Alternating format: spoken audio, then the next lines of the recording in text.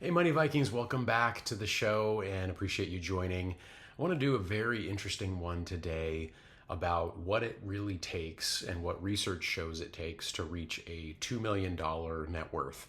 Why do I bring up $2 million? That is a number that most Americans would consider to be pretty darn wealthy. Most people never achieve any kind of net worth of that level at all. But if you're able to get started early enough, and even if not that early, if you can do certain things, there really is a chance for a lot of us in the middle class to hit that number if we can put into practice a few very solid practices. And that's what this article from Benzinga is talking about.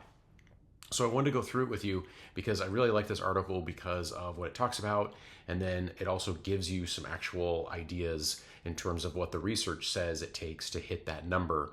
And with a lot of these things, as I've always said, if you're a person like me in the middle class, even if you don't reach this magical number, there is no magical number really. If you do not reach this specific number, you can still put some things in place that are going to make you much stronger. So, none of this information can hurt us. It can only help us and make us stronger. So, with that, if you get any value out of Money Vikings content and our YouTube channel, please consider liking and subscribing and doing all that great stuff. It really helps us to keep growing the channel and to continue to provide valuable content and deliver it in a way that is trying to make it as bite-sized and fun and informative as possible. So with that, let's just get right into it. So let's go over this for a minute. So it talks about the average, how many people retire with $1 million, but the dream of retiring with $2 million is just that for most, a dream. According to the Federal Reserve's survey of consumer finances, only about 3% of retirees have over $1 million in their accounts. So let that sink in for a minute. Only 3% of retirees have over $1 million in their accounts, let alone 2 million. So if you're aiming for 2 million, that number is even smaller. But that is a remarkably low number of people because it is a pretty hefty sum there. Those over 5 million, that's 0.1%. So, just not going to happen for most of us. All right, so let's dive in here. So the average retirement for people, or the retirement nest egg for people over 65 is 232,000. But remember that the average is skewed by those that have the really high numbers. So the median is much lower than that. I don't know if it mentions it in this article, but the median is maybe 100 or 140,000. That's the number in the middle where 50% have less and 50% have more. Okay. So, what can we do to try to do this whole $2 million thing? Let's talk about it here. So, what's the secret of those who hit $2 million? And it's not just luck, although I will say that luck plays a role in life. And the reason I say that is because there's a lot of people that do not choose to lose their jobs or have a series of unfortunate career situations, which can really hamper the ability to save and invest consecutively. And in addition to that, we don't always choose health issues. So people that even have a good diet and exercise, now it's probably going to reduce the chances of having a health incident. But, some people get in car accidents. Some people get in all kinds of other accidents, or some kind of disease crops up that's more genetic related. So anyway, bottom line is there is a little bit of luck in my mind in that. But with that, let's look at what we can control. So early start, that's the first thing they talk about here. So time is your friend. Of course, we know that when it comes to saving and investing. Starting at age 25, you need to save about $5,677 annually if you start at 25 to hit 2 million by the age 72. And that's assuming a pretty middle of the road 7% annual return. There's been some years, obviously, where the return of like the S&P 500 or the Dow Jones has been much higher. But anyway, so what I want you to take from that is this. It's a benchmark concept of a number. So let's just say it's 6,000. Let's just say it's 6,000 Okay, and that would mean basically that if you're starting relatively young at about 25 years old, if you can put away $500 a month, which a lot of people can, and if you can consistently do that into investment vehicles that will have some growth, then there's a really good chance that you're going to get into that $1 to $2 million zone over time, right? And then the idea here is that's 500 a month, but if you can get that even higher, it's going to go faster, right? You're going to shave a decade off that thing, maybe two, depends on how high you can save. Okay, the next component of those who hit the $2 million mark, consistency. It's all about regular contributions. Okay, financial pros often recommend saving away 10 to 15% of your income for retirement. It's not glamorous, but it works, is what it says here. The reason the Money Viking take on this and the theme that I have pushed for years is automation. Okay, get the human fallibility, the human brain out of it, and automate your way to that 2 million. Okay, if you can right away automate that 10% of salary going directly into your 401k or individual retirement account or whatever you set up personally through Fidelity, Vanguard, Schwab, etc., you're going to have a built-in consistency. Okay, there's gonna be a built-in consistency, and that's the thing. Consistency is key. So it's not about some magical big moment when you plop down $200,000 into some investment and then it 10x's. It's not like that. It's really just that sort of every 2 weeks as you get a paycheck, $500, $1,000, whatever you can do is going in. Okay. The other beautiful thing of that consistency is that during the down dips in the market, you are buying more shares. So you're dollar cost averaging as well. You're getting more shares for a cheaper price. So then when it shoots up, you get even more growth. Okay, so that's the second thing for those with 2 million is consistency. Okay, what's the third element that they see across the board?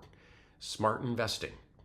Okay, this is where, from a Money Vikings perspective, a lot of this has to do with our all-weather or our ride my bike portfolio on our blog, truewealth.moneyvikings.com, or even in our YouTube channel. I have a video about my ride my bike portfolio. And this portfolio is it focuses on a select number of ETFs over certain categories. And it basically tries to gain growth, but it also tries to preserve capital at the same time. So it's well balanced in a lot of ways, so that when things are going up, you're getting a lot of that growth, and then when things are going down, there's a bit of that mitigation. So you're not like dropping down dramatically. You're maybe just going down a little bit like this, and it's not just like plummeting when the stock market freaks out, which happens every once in a while. So smart investing is you're never going to save your way. For most of us, I'm not talking about pro athletes or movie stars who make tons of money. For the majority of us, we're going to have to do a lot of smart investing, okay? And that is making the money work harder for you. So that's putting it into index funds, ETFs, etc. I don't like individual stocks as much for most of us. I think individual stocks are something that come much later, after an emergency fund has been built, after debt is pretty much, or not a mortgage or a few of those things, but like the credit card debt is kind of all managed well. But and then also after you've maxed out well-diversified accounts, then is the time, I think, if you have a little extra money left over, to play around with individual stocks. But I don't think that's the first move, is to pick stocks. I think that's a really bad move when investing. At least that's what I would do. Okay, so smart investing. You can't just let the cash sit there.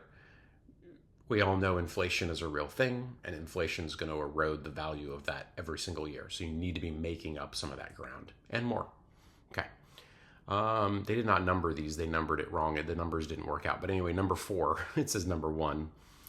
Number 4. Okay, so a lot of people that achieve 2 million, the research is clear. So it is easier on a higher income. And you're probably like, oh, no, you know what, Sherlock, right? Whether you like it or not, those higher incomes have an easier time saving big. So the top 10% of income earners have an average of $769,000 saved up for retirement, because you can cover all of your basic needs. You can have a little extra, and then you can really aggressively invest. If you're on a lower income, it's really hard to find that extra capital every month when you're just trying to make the rent and the food and the insurance and the bills and the car loans, blah, blah, blah. And that's why if you have a modest salary, it's critical to do some of the things that we've talked about on Money Vikings, like the buy nothing groups, driving a modest car, not having some crazy $700,000, $1,500 a month car payment. It's crazy. I wouldn't even do that if I made $200,000 a year. But if you make $50,000 a year, or $60,000 a year, or $40,000 a year, you really shouldn't be doing it, because you're never going to build any wealth. So anyway, that is a reality. So the other thing you can do on that is we can build our skills and try to grow in our careers, right? We can try to go up that ladder. And I know that can be complicated, but a lot of times that is possible by finding a career field that we can find some enjoyment at and are somewhat good at, and we can grow and make some more money. Okay, the next thing, 1, 2, 3, 4. So we're on the fifth thing for $2 million achievers. So it does say education matters. College grads tend to have more than triple the retirement savings of those with just a high school diploma. Okay, let's take this with a grain of salt. There's a lot of people, the trades pay very well. There's a lot of great union trade jobs and non-union trade jobs that pay very well. So not everybody needs to go to college to get the $2 million mark, but it does seem to help. The only thing I will add is that I think that the college debt has to be managed appropriately. So we're talking about a well-priced, well-valued public university or college. And it also, I think, has to be in a field or have some set of skills that can turn into a job. Okay, you have to do your research in terms of what you're going to study, because not all degrees pan out. And so, some things you have to ask yourself, is this worth doing as a hobby versus a job and career to pay my bills and build wealth over time? So that's kind of Money Vikings take on that one. The last thing I'll talk about, because I am into real estate, is it does say home ownership helps. Homeowners typically have way more saved for retirement. 267% more saved retirement. They've got an average of $300,000 saved up compared to renters. Again, we have to take this one with a grain of salt. You do not have to be a homeowner to build wealth. And in fact, home ownership has a lot of costs and a lot of hassles. Ramit famously talks about that. And I'm a big Ramit fan, so I go to all his shows and I read his books and etc. He's not into home ownership. Well, I shouldn't say that. To be fair, he says run the numbers first, so know what you're getting into. And that's something I've always talked about on this channel, because I have done a lot of real estate investing and home owning, and you do need to know what you're getting into. So, but in general, having a home, and over the long run, over the long arc, I really think building equity in a home does add another element of financial security and wealth building. It is an asset.